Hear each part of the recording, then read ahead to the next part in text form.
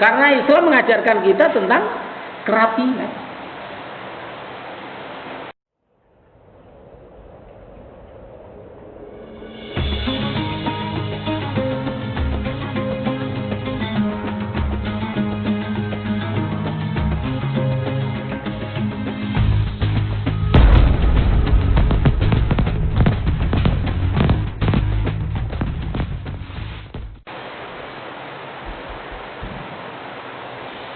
Assalamualaikum warahmatullahi wabarakatuh.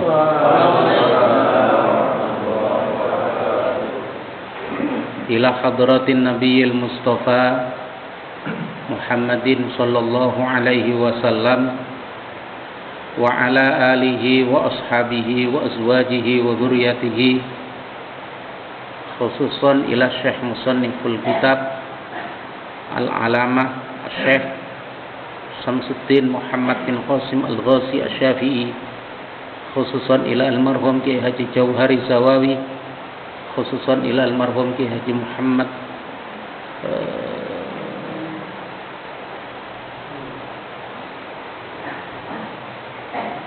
wa khususan ila almarhum Kiai Syari, wa khususan almarhum Kiai Haji Muhammad Khalil Bangkalan, khususan almarhum Habib Muhammad Asgaf, khususan almarhum Kiai Haji Muhammad Syafi'i Hadami, khususan almarhum Kiai Haji Muhammad Muslim Syadibi, khususan almarhum Kiai Haji Muhammad Al-Iksan, khususan Kiai Haji Muhammad Al-Fatih Ma'adul Mujib, khususan Kiai Mashkur, khususan Kiai Haji Waqul, khususan hadal Mahfuz Jami' Muslimin wa Muslimat Ahya minhum wa Al-Fatihah.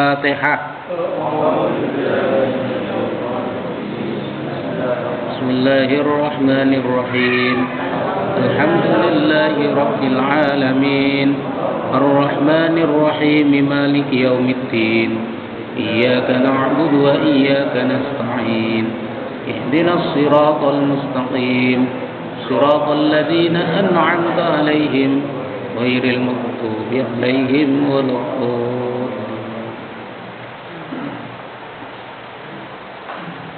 Bismillahirrahmanirrahim.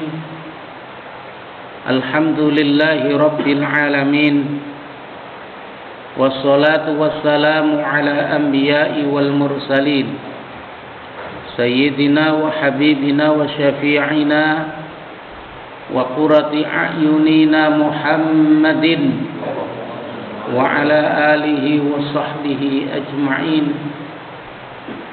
Amma ba'du, fa inna asdaqal hadithi kitabullah wa khairul huda hadi Muhammadin sallallahu alaihi wasallam, wa syarru umuril muhdatsatuha wa kullu muhdatsatin bid'ah wa kullu bid'atin dhalalah wa kullu dhalalatin finnar. Wa bisanatil mutassili ilal imamil muallifi rahimallahu ta'ala wa nafa'ana bi ulumihi fid dharaini amin. Qala war-rabi'u akhadhu dhafri in tala wa sya'ru kadzalika fayantifu ibtahu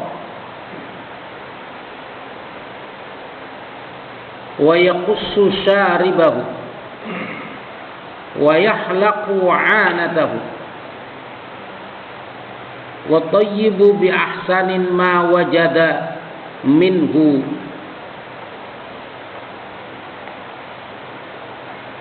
wa yustahabbu al-insatu wa huwa as-sukutu ma'al isgha'i fi waqtil khutbati, wa yustasna minal insati umurun madhkuratun fil maqulati minha indaru a'ma ayyaqa'u fi bi'rin wa min dabbi ilaihi aqrabu masalan wa man dakhala al masjida wal imamu yakhdubu shalla rak'ataini khafifataini thumma yajlisu. Wa ta'biru al musannifu bidukhulin yafhamu annal hadira la yanshi'u salata rak'atainin sawa'un shalla sunnatal jum'ati amla wa yadhharu min hadzal mafhumi anna fi'luhuma haramun aw makruhun lakin an-Nawawi fi syarhil muhadzab sarha bil haramati wa naqala al-ijma'u 'alaiha an al-Mawardi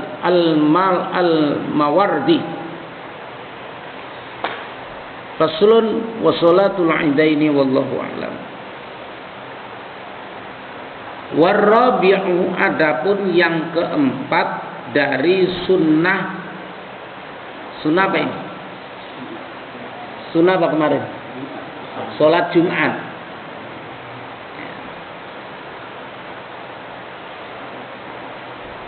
Kalau yang ketiga salat Jumat itu sunnah pakai pakaian apa Pak? Putih.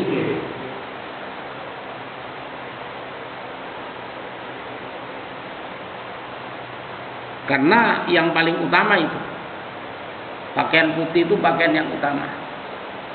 Tapi bukan berarti tidak boleh pakai batik, boleh aja pakai batik. Ini karena hukumnya adalah sunnah. Tapi kalau kita ingin dapat keutamaan melakukan sholat Jumat itu, ya pakai baju putih. Itu, ya. Dan baju putih itu termasuk murah, tidak mahal. Beda dengan baju batik ya Pak. Jadi baju batik itu ada yang harganya sampai 1 juta. Kainnya tok itu. Kalau baju putih, saya beli biasanya hem.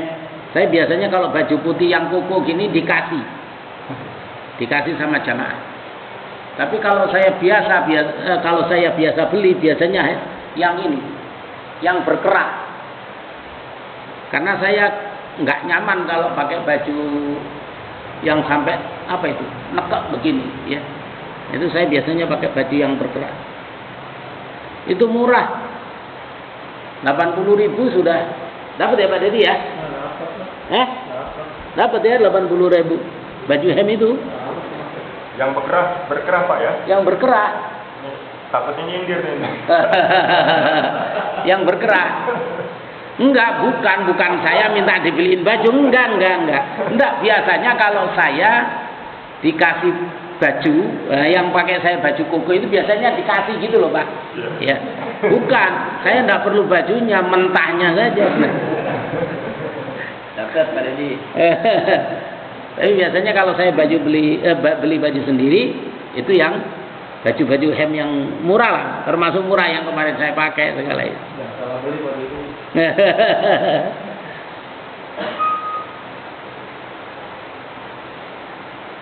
Udah itu sudah kita bahas lah kemarin lah, baju putih dah. Ya. Warabi'u, nah sekarang warabi'u yang keempat adalah akhadzuz zafri atau akhadzuz zafri intola. Memotong, yang keempat adalah memotong kuku intola apabila kukunya memang panjang. Jadi sunnah itu Pak, kuku panjang kalau sudah Jumat pagi itu dipotong-potongi. Termasuk wasya'ru, termasuk rambut yang panjang. Jadi dari sini sebenarnya begini loh. Islam itu ngajarkan kita itu rapi, Pak. Salat Jumat itu kan sebagai Idul Mukminin, benar loh? Salat Jumat itu sebagai Idul Mukminin. Hari lebarannya orang-orang yang beriman. Ketika hari raya, umumnya kita sudah mempersiapkan diri dengan pakaian yang bagus, dengan tubuh yang wangi, yang rapi dan lain sebagainya. Nah, sebagai hari raya orang mukmin, maka orang mukmin ketika mau melakukan sholat Jumat, maka juga membutuhkan persiapan-persiapan. Yang rambutnya panjang dipotong, yang kukunya panjang juga dipotong, biar rapi. Karena Islam mengajarkan kita tentang kerapian. Ada orang pakai rambut gondrong kan tidak nyaman, Pak. Masa mau ngadep Gusti Allah rambutnya gimbal begitu kan? Nggak pantas. Ya. Ya boleh panjang kalau ditata rapi. Tapi kalau rambutnya panjang tidak dikeramasi 3 bulan misalkan, ya kan awut-awutan itu rambutnya, nggak rapi. Ini menunjukkan bahwasannya Islam meskipun ini sesuatu yang sunnah, tapi mengajarkan kepada kita tentang kerapian. Kadzalika fayantifu ibtahu. Begitu juga sunnah itu, termasuk dalam sunnah itu adalah fayantifu ibtahu, nyabutin bulu ketiak. Ya. Jadi bulu ketiak itu sunnah dicabutin. Tulisannya di sini nyabut, bukan mencukur. Enggak, nyabut. Bukan dikerok. Biasanya enggak dikerok. Cuman kalau Imam Syafi'i dipotong. Karena enggak apa namanya? Enggak kuat, sakit. Jadi kalau enggak kuat untuk dicabut ya dipotong, ya. Wa yaqussu syaribahu. Dan sunnah juga memotong kumis. Kumis dipotong. Ya, dipotongin kumisnya. Itu bukan dikerok, dipotong. Ya. Kalau panjang-panjang kumisnya nyerongot-nyerongot itu potong-potongin. Ya. Termasuk bulu hidung. Potongin bulu hidung. Karena ada orang bulu hidungnya sampai keluar-keluar gitu kan. Habis itu makan bubur. Ya, dipotong. Gimana? Jadi ditutup langsung. Oh,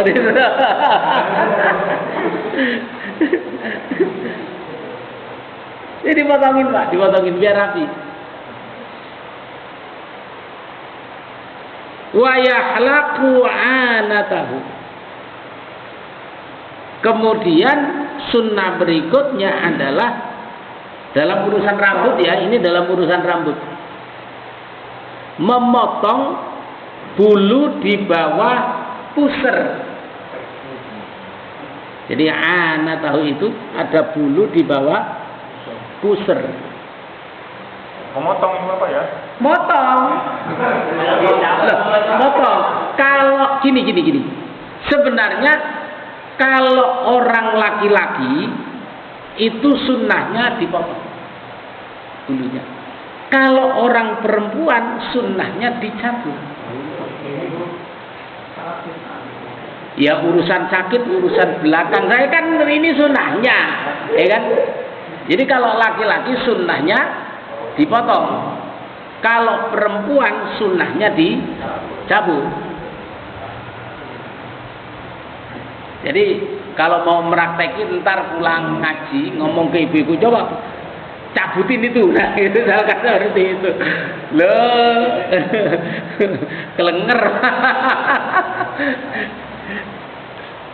Potong, sunnah potong. Kenapa kok seperti itu? Dalam syarahnya kita ini, dalam Hasyiah Al-Baijuri itu dijelaskan bahwasannya sesungguhnya memotong bulu kemaluan itu bisa meningkatkan gairah,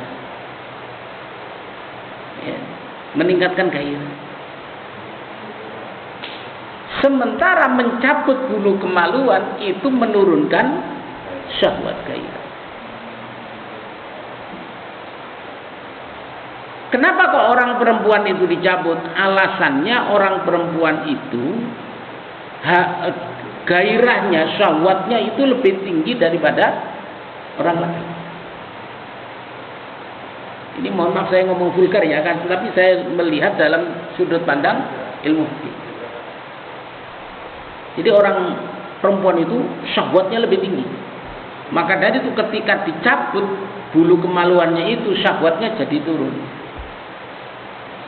Sementara laki-laki kalau dipotong syahwatnya semakin naik. Loh kalau umpamanya sudah dipotong syahwatnya kok tidak naik-naik, nah ini kurang vitamin ini.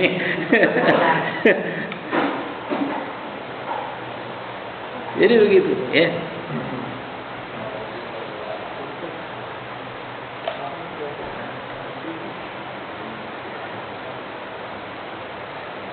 Sunnah berikutnya hadirin sekalian, dalam menghadapi sholat Jumat itu wa tayyibu bi ahsanin ma wajada minhu, memakai wangi-wangian dari wewangian yang paling bagus yang ditemukan. Jadi pakai wangi-wangian itu sunnah Pak. Jadi kembali Islam itu mengajarkan kita itu untuk rapi. Karena orang yang rapi itu Pak, itu akan meningkatkan apa? Harga dirinya.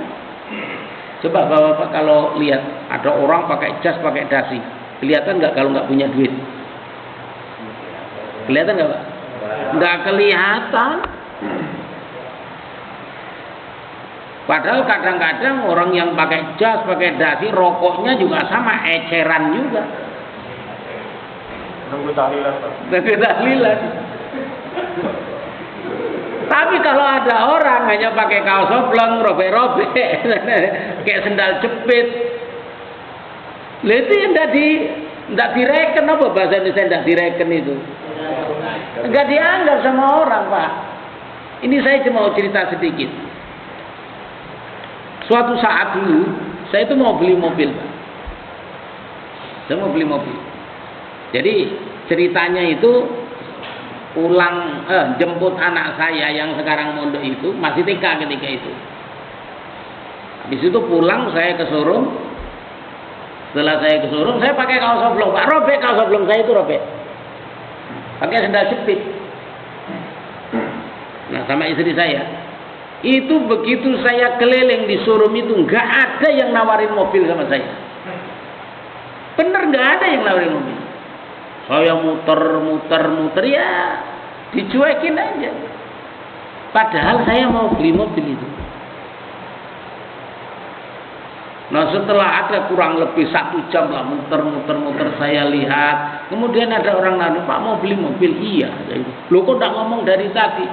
Ya memangnya saya mesti harus ditawarin dulu, masa saya ngomong kayak gitu kan. Jadi singkat cerita bahwasannya orang yang pakaiannya rapi sama tidak itu akan lebih dihargai yang pakaiannya rapi.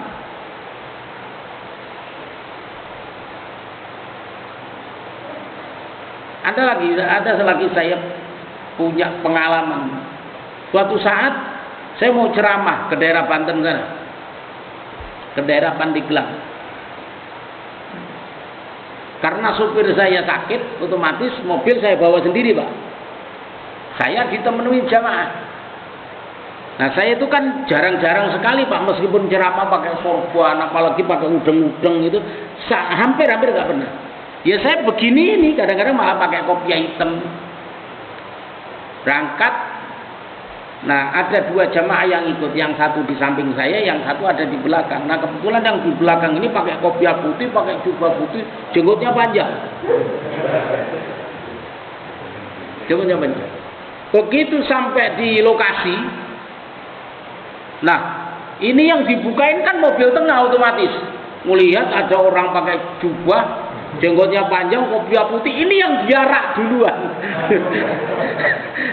Saya parkirin mobil, jalan itu nggak ada yang gubris. Ya Allah, ini kan saya yang mau ceramah begitu ya. Akhirnya apa? Saya duduk di pojok. Kemudian ada orang yang memang undang saya itu, bisi-bisi sama panitianya. Yang Pak Kiainya itu yang duduk di pojok sana itu. Akhirnya apa? Jamaah saya tadi juga bingung lah, saya kok diarak begitu kan. Akhirnya tuker tempat. Jadi karena sudah duduk di depan kan jamaah saya itu akhirnya duduk di samping saya maju. Nah, kembali ini menunjukkan bahwasannya orang itu yang pakaiannya lebih rapi itu jauh lebih dihargai daripada yang tidak rapi. Padahal saya juga rapi juga, Pak. Cuman gaya saya memang seperti ini. Saya itu tidak terbiasa pakai jubah udang-udang itu, nggak terbiasa saya. Nggak pede saya pakai bagian itu ya. Kembali bahwasannya Islam itu mengajarkan kepada kita itu untuk selalu berpakaian rapi. Termasuk pakai wangi-wangian. Pokoknya pakai wangi-wangian yang ia temui yang paling bagus yang mana itu ambil, pakai. Ya. Tapi yang baunya itulah kadang-kadang kan bau nyengot gitu. Nah, yang kayak gitu janganlah. Lebih baik pakai wangian itu yang baunya agak kalem gitu ya.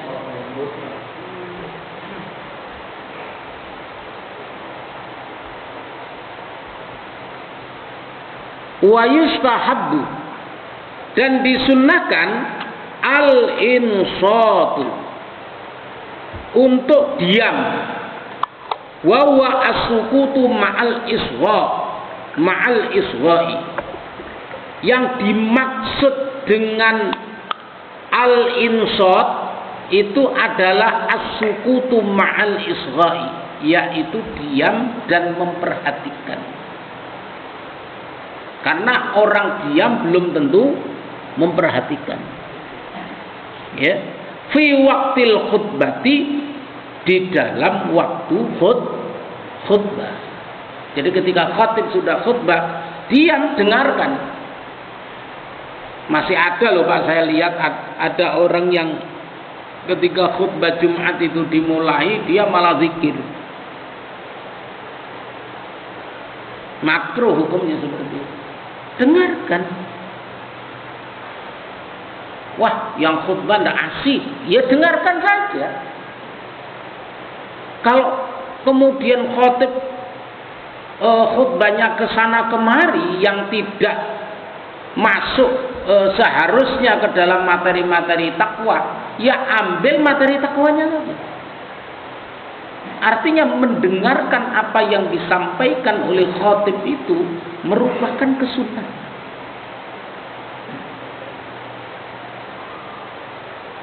Kadang-kadang kita saking khusyuknya dengerin khotib sampai tidak ingat apa yang dibicarakan. Kenapa? Ngantuk.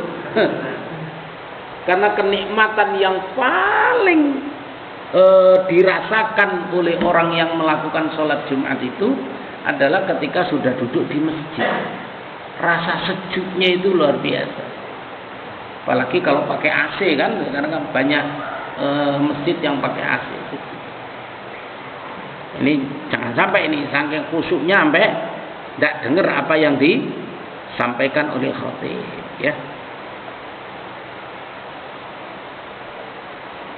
Wa yustatna, dan dikecualikan minal insati, dari insat, dari diam itu sambil memperhatikan khatib, adalah umurun mazkuratun, adalah permasalahan yang sudah disebutkan fil matulati, di dalam kitab yang panjang penjelasannya.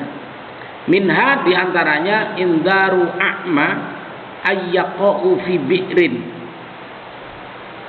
yaitu diantaranya adalah memperingatkan orang yang buta ayyaqa'u fi bi'rin, agar tidak jatuh ke sumur. Jadi kalau umpamanya ada sesuatu yang membahayakan, nah itu harus segera harus segera diselamatkan. Jadi kesunahan tadi itu akan gugur karena demi menyelamatkan orang tadi. Atau wa min dabbin ilaihi aqrabu masalan, atau memperingatkan orang itu dari hewan, ya, dari hewan melata, aqrabu masalan, seperti kalajengking misalkan. Jadi ada orang buta jalan terus di situ ada kalajengking. Kalau diinjak terus kena entuk, itu bahasanya tadi? Kena sengat, nah, akan membahayakan orang buta tadi itu. Maka al-insot itu kemudian menjadi gugur karena sebab itu. Jelas ya Pak? Jelas ya? Pak, yang dimaksud tadi gugur tuh maksudnya apa? Kesunahannya jadi hilang. Jadi kan sunnah al-insot. Sunnah insot. Insot itu diam dan mendengarkan khatib ketika khutbah. Kemudian ada orang buta jalan, ketika jalan mau masuk selokan misalkan, maka kemudian kita teriaki, begitu. Nah, ketika itu maka kesunahan kita insot itu jadi gugur, jadi hilang. Oh, yang dimaksud bukan pahalanya Pak ya? Bukan. Kita tetap mendapatkan pahala insot meskipun kita neriakin orang yang mau kecemplung got tadi itu. Jelas Pak Dedi? Ya.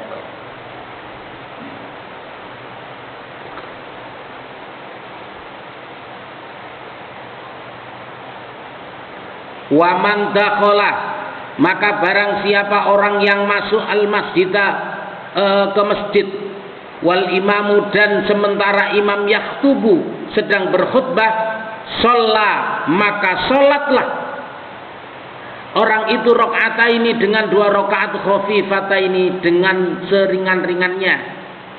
Summa jalasa, kemudian dia duduk. Jadi ketika ada orang yang masuk masjid sementara khatib sudah berkhutbah, boleh nggak sholat? Boleh, tapi cepetin sholatnya. Artinya khafifataini itu adalah ambil saja yang rukun-rukunnya. Rukun-rukunnya ambil saja. Misalkan baca surat Al-Fatihah, ya sudah Fatihah saja, tidak usah ditambahin setelah surat Al-Fatihah dengan surat yang lain. Rukuk misalkan yang penting tuh makninah, tidak membaca subhana rabbiyal azimi wa bihamdi, nggak apa-apa. Yang penting tuh makninah, kemudian berdiri. Artinya sholatnya cepat. Kenapa demikian? Karena agar supaya lebih cepat untuk bisa mendengarkan khatib sedang berkhutbah.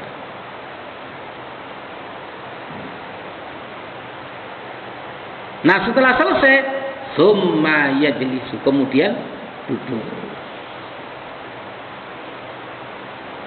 Wa ya'birul musannifu bidukhulin, dan memberikan penjelasan musannif dengan kalimat bidukhulin, dengan kalimat dukhul, orang yang masuk.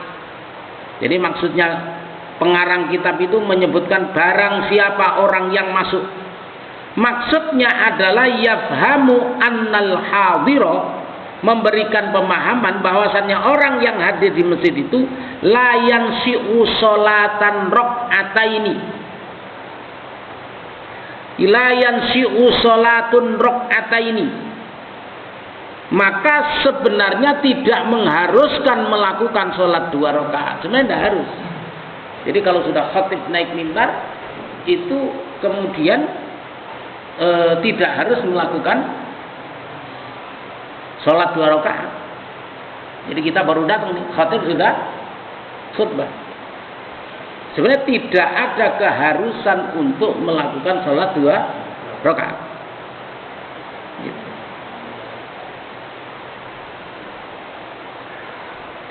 Sawaun sholla sunnatal jum'ati amla. Apakah itu melakukan sholat Jumat, sunnah Jumat, qobliyah Jumat maksudnya, amla atau selain sholat qobliyah Jumat. Apa kalau sholat qobliyah Jumat itu? Tahiyatul masjid, syukrul wudu, sudah nggak perlu. Sebenarnya tidak ada keharusan untuk itu. La yazharu min hadzal mafhumi, la yuzharu min hadzal mafhumi, tidak dijelaskan dari pemahaman seperti ini anna fi'luhuma haram, anna fi'lahuma haram. Tidak ada penjelasan kalau toh umpamanya melakukan itu hukumnya haram au makruhun atau hukumnya makruh. Lakin akan tetapi An-Nawawi fi Syarhil Muhadzabi, akan tapi Imam Nawawi di dalam kitab karangannya namanya Syarah Muhadzab, soroha bil haram,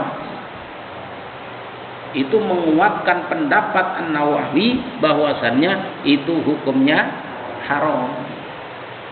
Kalau Imam Nawawi dalam Syarah Muhadzab, haram itu, salat itu haram hukumnya. Ya. Wa naqala al-ijma'u, dan sebagian besar ulama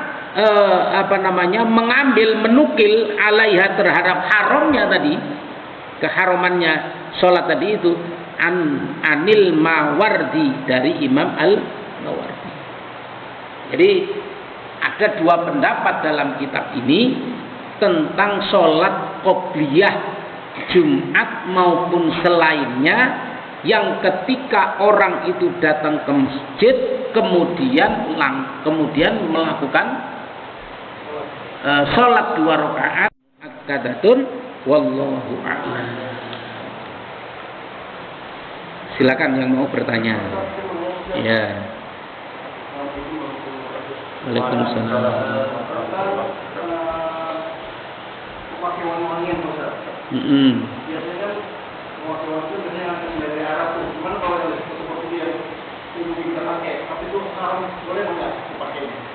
Wangi-wangian, parfum ya, nggak pakai yang Arab, ya, Eropa, ya, Bulgari, ya, Casablanca, apa lagi?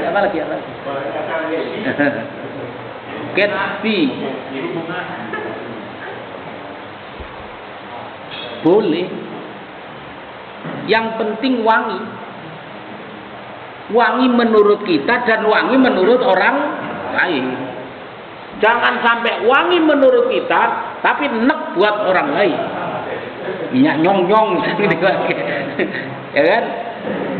Gitu. Jadi wangi menurut kita tapi dan wangi menurut orang lain. Nggak ada batasan Bu Haji. Nggak ada batasan.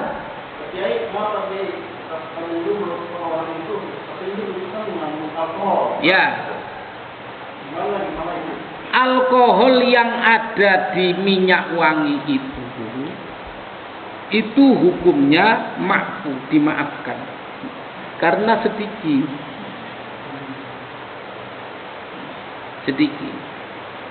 Yang pertama. Yang kedua, alkohol itu, hilangnya alkohol adalah ketika memang rasa alkoholnya itu sudah hilang. Alkohol itu najis, tapi ketika rasa alkoholnya itu hilang, maka hilang juga hukum kenajisannya. Kenapa? Karena alkohol tidak sama dengan bangkai kita kenajisannya. Ya. Jadi sifatnya alkohol itu, sifatnya minyak yang ada yang mengandung alkohol itu najisnya akan hilang ketika memang alkoholnya tadi itu sudah hilang. Gitu, kira-kira seperti itu. Bentar, kalau mengandung najis, kalau dipakai sholat gimana? Iya, hukum kenajisannya itu akan hilang alkohol itu ketika memang minyaknya ya, bukan alkoholnya ya. Ketika memang rasa alkoholnya itu hilang. Paham nggak maksudnya? Ini minyak, ini misalkan minyak, ada alkoholnya, ya kan? Alkohol itu kan barang najis. Kemudian kalau kemudian ini minyak ini dicampur alkohol, otomatis minyaknya akan menjadi najis. Hukum najisnya itu akan hilang ketika alkoholnya tadi itu hilang. Hilangnya alkohol itu akan ketahuan ketika memang rasa dinginnya tadi itu sudah tidak ada. Hilang. Iya. Nah, termasuk ini mana tadi? Mana hand sanitizer? Nah, ini tak buat contoh aja. Hand sanitizer. Berarti sebaiknya kalau masih berasa dingin, jangan sholat dulu gitu, yang pada sholat Jumat. Alkohol itu Pak, ini tak semprot. Tak semprot. Ini kan contoh aja sebenarnya. Ini kan alkohol, ini 70%. Ini hilang. Dinginnya kan langsung hilang. Tidak sampai 5 detik. Gitu loh. Jadi hilangnya itu, hilangnya kenajisannya itu ketika memang ininya, alkoholnya itu sudah hilang. Karena alkohol itu tidak seperti mayitah yang bentuknya ada. Ini kan proses kimia alkohol. Maka ketika itu ditetapkan sebagai sesuatu yang najis, karena alkohol pada intinya kan najis, maka hilangnya rasa dinginnya tadi itu merupakan hilangnya juga betul. Gitu kira-kira. Ya, jelas ya. Monggo Pak. Di era pandemi ini ada masjid atau beberapa masjid yang melaksanakan sholat Jumat wasit. Wasit. Itu ini saya baru pernah alami seperti itu. Ya. Bagaimana satunya. Yang kedua ini lama pernah terjadi dan saya sendiri sebagai pelaku ya. Ini ketika imam ini dalam sholat Jumat ya, imam setelah rakaat pertama ketika sujud sholatnya batal. Saya waktu itu belakang. Imam Jumat atau imam sholat 5 fardu, 5 waktu. Jumat ya. Boleh saya berdua di belakangnya, imam colek saya, sambil langsung ke pintu samping pengimaman itu. Kalau posisi berdiri, saya nggak ragu lah. Langkah ya, itu jangan gerakan dari buat saya lah katakan. Tapi kalau posisi dalam keadaan sujud, kemudian duduk antara sujud, itu like that, saya lakukan hanya geser dikit aja, geser dikit ke depan gitu kan. Gimana Ustaz? Solusinya Ustaz? Mohon pencerahan, terima kasih. Ya baik. Yang pertama tentang masalah sholat Jumat 2 angkatan ini sudah diputuskan di hasil mudzakarah Komisi Fatwa MUI. Khusus untuk pandemi itu boleh, meskipun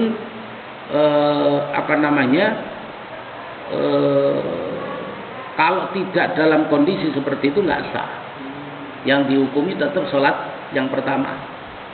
Misalkan orang di perusahaan, orang karyawannya banyak, sholat Jumatnya 2 kali nggak boleh. Tapi di musim pandemi ini karena sholat semuanya dibatasi, maka ini mempunyai hukum mustasnaya, hukumnya boleh.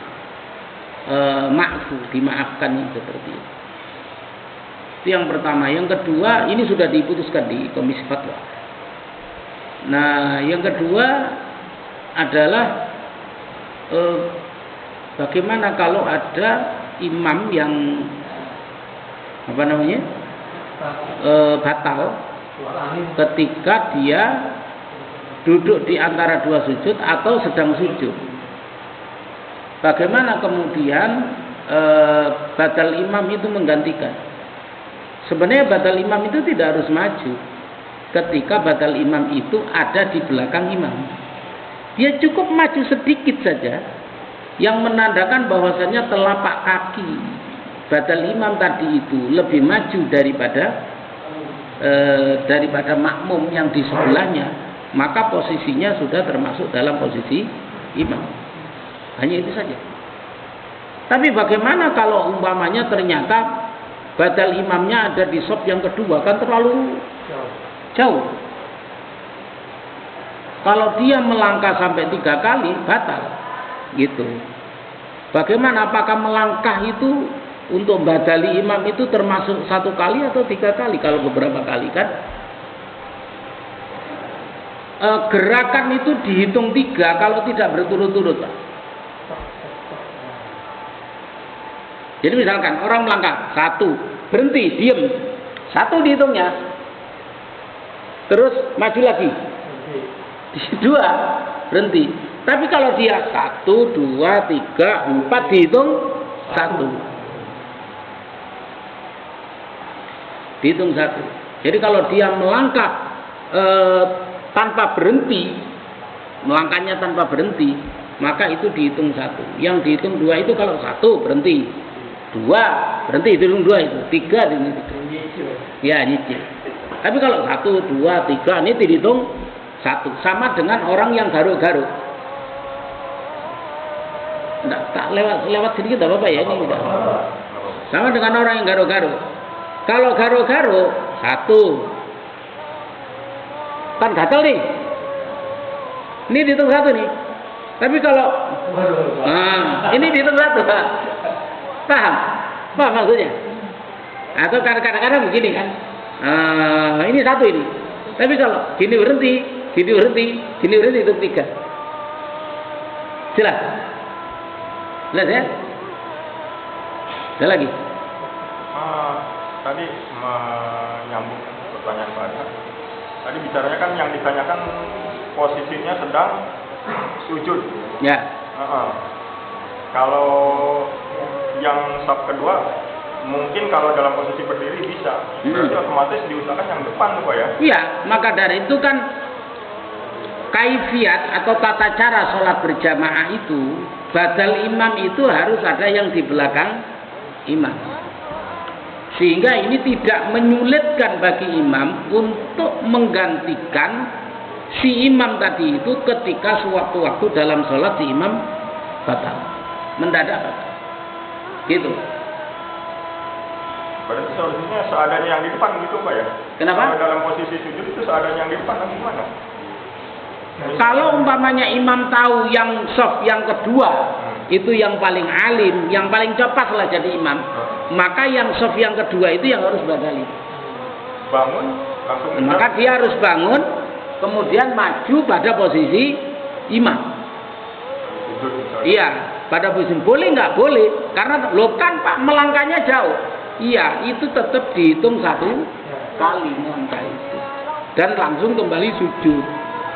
Tapi kan menjadi sulit. Iya, maka dari itu orang yang ngerti pada tatanan kaifiatus sholat, tata cara melakukan sholat, maka yang di belakang imam itu pasti badal ini. Kaifiatnya seperti itu. Tidak asal aja sebenarnya, tidak asal Pak. Jadi di belakang imam itu harus yang menjadi badal, dan makmum harus tahu diri itu. Makmumnya harus tahu diri. Pak, di Al-Khairiyah gimana? Ya kalau belum tahu, tidak apa-apa, namanya belum tahu. Nanti ke depan yang sekiranya akan menjadi badal imam harus ada di belakang imam. Ini kalau posisi ini, kalau ada di belakang, ada yang samping. Mana yang afdol? Yang paling dekat dengan imam. Iya. Ada samping, ada itu. Iya, kan belakang imam itu kan bisa yang termasuk dalam golongan belakang imam itu kan bisa saja sampingnya, karena jarak imam dengan makmumnya karena terlalu dempet misalkan, ya berarti sampingnya, karena sampingnya itu adalah orang yang ada di belakang imam. Seperti. Jadi kalau umpamanya imam batal, maka shaf yang pertama tadi itu tidak lagi harus maju ke depan sebenarnya, maju sedikit saja. Sehingga telapak tangannya itu lebih maju daripada telapak tangan, telapak kakinya lebih depan daripada telapak kaki makmum yang sebelah kanan kirinya, itu sudah sebagai tempat pengimaman. Sah itu.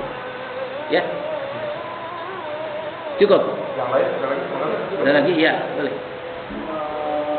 Waktu mana kalau datang ke masjid itu dia udah selesai ajan, apakah kita sholat di masjid atau sholat pada ketika sampai di masjid, waktu sudah mepet, dahulu mana antara mendahulukan tahiyatul masjid dengan qobliyah subuh misalkan? Dahulukan qobliyah subuh. Kenapa kedudukan sholat sunnat yang mengiring-iringi sholat fardu itu adalah yang paling utama. Itu yang paling utama. Gitu. Tidak bisa digantikan oleh sholat sunat yang lain. Nah, waktu Pak bilang ini kalau kita saat datang ke masjid Jumat itu utama dia sholat ke masjid timbang pada Jumat. Kalau nggak tahu itu. Apanya? Utamanya kita ke masjid udah apa namanya? Udah berdiri ya, udah. Khotibnya maksudnya? Kita datang lebih afdal sholat asal masjid ketimbang pada Jumat. Qobliyah Jumat. Ketika ini sholat Jumat ini berarti bukan sholat maktubah, berarti sholat Jumat. Ketika sudah khotib naik mimbar untuk melakukan khutbah, maka disunnahkan sholat khafirokataini khafifataini, sholat sunat 2 rakaat yang cepat, yang ringan. Apakah itu sholatul Jumat, artinya sholat qobliyah Jumat, amla atau bukan? Artinya sholat qobliyah Jumat atau sholat tahiyatul masjid atau sholat syukrul wudhu misalkan. Ini kalaupun dilakukan harus cepat. Tapi dalam penjelasan kitab tadi itu bukan berarti itu sesuatu yang diarahkan. Kenapa? Karena memang lebih disunnahkan, kalau kata Imam Nawawi dalam kitab Syarah Muhadzab, itu haram hukumnya. Kan penjelasan begitu tadi kan, kata Imam Nawawi haram hukumnya melakukan sholat sunnah ketika khatib sudah naik mimbar. Cuman haramnya itu bukan berarti haram yang kalau dilakukan dosa. Jadi haram itu mempunyai makna 2, Pak. Ada haram yang memang haram, ada haram itu punya makna makruh. Nah, keharamannya yang dimaksud di sini oleh Imam Nawawi adalah makruh. Bukan berarti kalau ini dilakukan dosa gitu misalkan. Jadi karena haramnya itu adalah makruh. Bagi yang Jumat 1 kali aja itu jamaahnya sepertinya kompak, nggak ada surat sunnah lagi karena waktu sudah naik mimbar. Ya. Tapi ada sebagian jamaah yang barangkali yang belum paham ya. Ya. Itu mereka melaksanakan sunnah. Sholat sunnah. Karena khotib udah naik mimbar. Ada juga khotib yang bijak. Ya. Tunggu jeda kira 1 menit atau 1 menit lah katakan, nggak langsung memulai khutbah. Itu bagaimana ambil yang terbaiknya? Sholat qobliyah Jumat bagi azan masjid yang azanan 1 boleh, Pak, hukumnya boleh. Ya, seperti tadi disampaikan. Tapi harus cepat. Gitu. Harus cepat. Sholatnya harus cepat. Kenapa? Karena memang khotib sudah khutbah. Gitu. Sudah khutbah. Meskipun kata Imam Nawawi tadi itu hukumnya makruh. Haram yang dimaksud itu makruh, Pak. Gitu, hukumnya makruh. Tapi andaikan itu melakukan, boleh hukumnya menurut beberapa pendapat ulama yang lain. Jadi ulama-ulama Syafi'iyah pun ini berbeda pendapat ketika tentang masalah qobliyah Jumat. Kalau Imam Nawawi enggak, kata Imam Nawawi enggak, itu haram hukumnya, haramnya dimaksud makruh ya. Tetapi pendapat imam-imam yang lain, termasuk Imam Haromen dan lain sebagainya, itu tetap mempunyai hukum sunnah, meskipun harus dipercepat. Dipercepat. Cukup Pak ya? Sudah Jelas ya? Jelas ya? Para jamaah sekalian, demikian kajian kita pada malam hari ini yang kelihatannya cukup menarik. Mudah-mudahan apa yang disampaikan oleh guru kita tadi akan bermanfaat untuk kita, sehingga akan memperbaiki mutu ibadah kita. Pengajian kita malam hari ini dengan doa kafaratul majlis. Bismillahirrahmanirrahim. Subhanallahumma wa bihamdika asyhadu an la ilaha illa anta astaghfiruka wa atubu ilaik. Wa billahi taufiq wal hidayah. Assalamualaikum warahmatullahi wabarakatuh. Salam alaika ya Rasul, salam alaika ya Habib, salam alaika, salawatullah alaika ya Nabi, salam alaika ya Rasul, salam alaika ya Habib, salam alaika, salawatullah alaika ya Rasul.